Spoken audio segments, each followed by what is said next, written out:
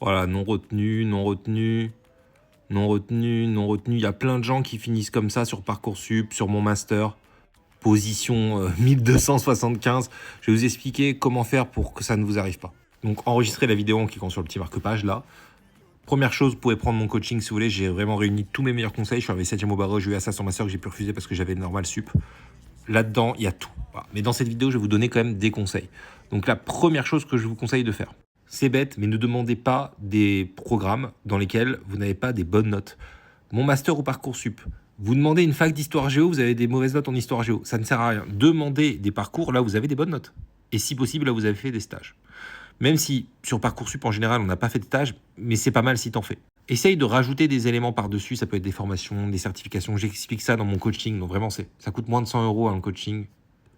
Mais vraiment, j'explique ça. Comment tu peux compenser des notes pas ouf en montrant que tu es déjà spécialisé dans le domaine avec d'autres expériences. Tu peux aussi demander des lettres de recommandation à des profs, à des maîtres de stage. Pareil, dans le coaching, il y a une stratégie pour en obtenir en 24 heures.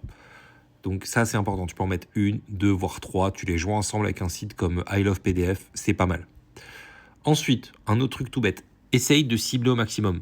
Ton CV doit montrer que tu es un mec déjà spécialiste en droit, sur Parcoursup ou sur mon master en droit du travail. Admettons si tu demandes du droit du travail en master.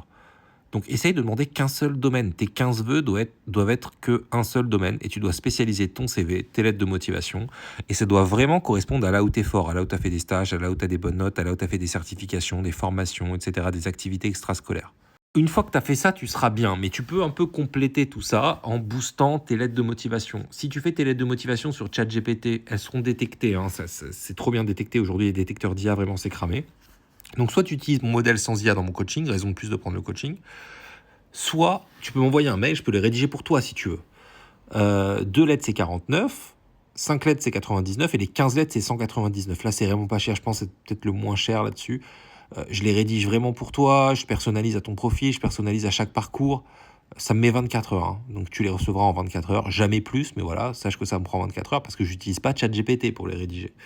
Donc forcément, voilà, ça prend du temps, quoi. Mais au moins, tu auras des lettres vraiment qui seront magnifiques. Voilà. Un autre truc que tu peux faire, c'est aller sur ce site, betasubtracker.org, tu cherches une formation, et là, tu peux regarder les statistiques par formation. Donc, quel est le profil des candidats admis? Par exemple, regarde ici, Assas, tu vois que si tu n'as pas de mention au bac, il n'y a qu'un seul % des élèves qui sont admis qui n'ont pas de mention au bac. Si tu n'as pas de mention au bac, ça ne sert pas à grand-chose d'y postuler. Tu peux avoir d'autres critères, hein. Là, tu vois, par exemple, il y a majorité de filles. Voilà. C'est un autre critère. Les académies. Tu vois que la majorité des élèves viennent d'une académie d'Île-de-France. Autre académie, seulement 5%. Donc, tu prends un peu un risque si tu viens pas d'Île-de-France. Type de bac, pareil. Tu vois que, par exemple, les bacheliers professionnels, ils sont jamais admis. Si tu es en bac pro, ça sert à rien de postuler. Ce site peut te permettre de cibler un petit peu plus intelligemment et de ne pas perdre des tentatives, des vœux, quoi. En fait, parfois, vous avez 15 vœux et il y a 6-7 vœux qui sont perdus parce que vous avez mal ciblé.